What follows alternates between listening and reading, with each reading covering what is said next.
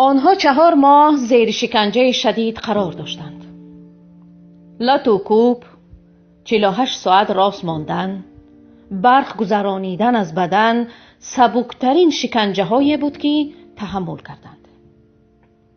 وقتی شاهدان از شکنجه های آنها قصه می کنند، سختترین قلب آب می شود و از خشکترین چشم اشک جاری می شود.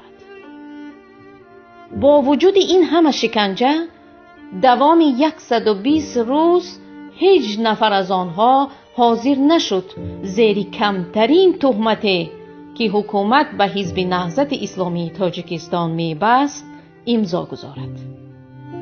بالاخره پرونده به دادگاه رفت و شکنجه خاتمه یافت و عذابشان کمتر شد. هرچند در زندان هم این مردان خدا زیر نظارت شدید قرار دارند و مظلومترین گروه زندانیان هستند، شکنجه علیهشان کمتر استفاده می شود.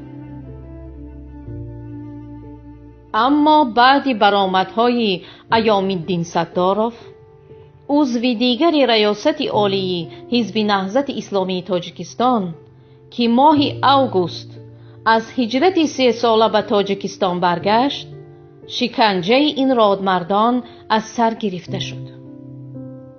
مقامات از آنها طلب دارند که مثل ستاروف نزد دستگاه نواربرداری حاضر شوند و علیه نهضت اسلامی اظهارات دهند. اکثر آنها دوباره زیر شکنجه گرفته شدند، ولی باز هم هیچ نفری از آنها حاضر نشد به عهدش، پیمانش، حزبش و عقیدهش خیانت کنند. ایستادگری این مردان بزرگ که نظیرش در تاریخ کمتر دیده شده است، مقامات امنیتی و انتظامی تاجیکستان را از عقل بیگانه کرد و 2 نفر آنها، محمد علی فیض محمد و جلال الدین محمود را آنقدر شکنجه کردند که خوف جان دادنشان پیدا شد. مجبور شدند آنها را به بیمارخانه انتقال دهند.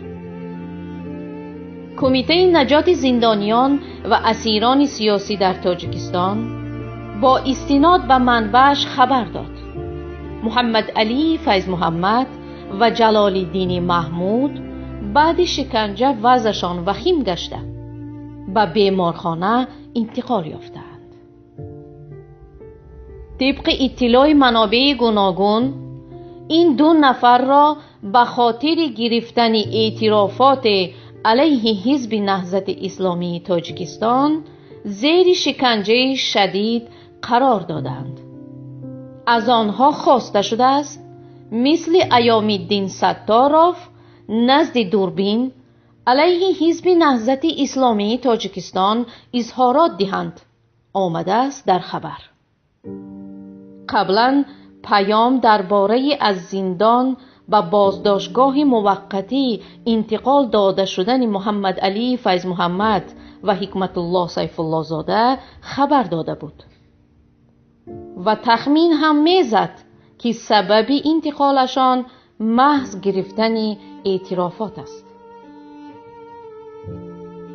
منبع پیام اطلاع داد ایام الدین ستاروف به نزد اعضای زندانی ریاست عالی حزب نهضت اسلامی تاجیکستان رفته از آنها دعوت کرده است در پیروی از او علیه حزب نهضت اسلامی تاجیکستان برآمد کنند. منبع میگوید ستاروف 9 ساعت در زندان قرار داشته است تا سابق همصفانش را به خیانت وادار سازد.